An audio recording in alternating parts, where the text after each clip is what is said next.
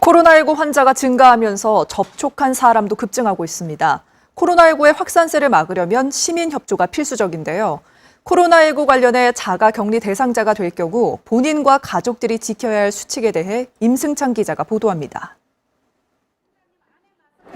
코로나19 확진자와 접촉한 사람은 감염 여부를 모르기 때문에 코로나19의 최장 잠복기인 14일 동안 격리된 장소에만 머물러야 합니다. 바로 자가격리에 들어가는 겁니다.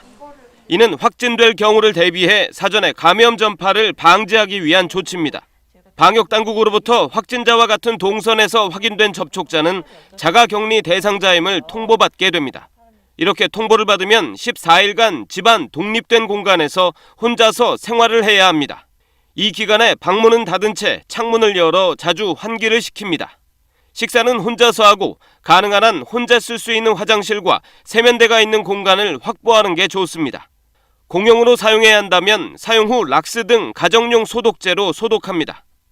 진료 같은 외출이 필요한 경우 반드시 관할 보건소에 먼저 연락해야 합니다. 가족이나 동거인과는 대화를 삼가고 접촉을 피해야 합니다.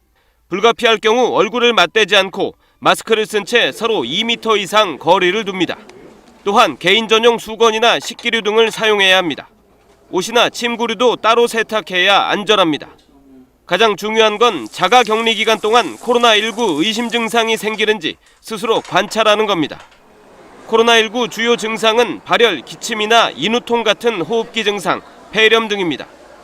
자가 격리 대상자는 매일 아침 저녁으로 체온을 측정하고 보건소에서 연락이 올 경우 감염 증상을 알려줘야 합니다.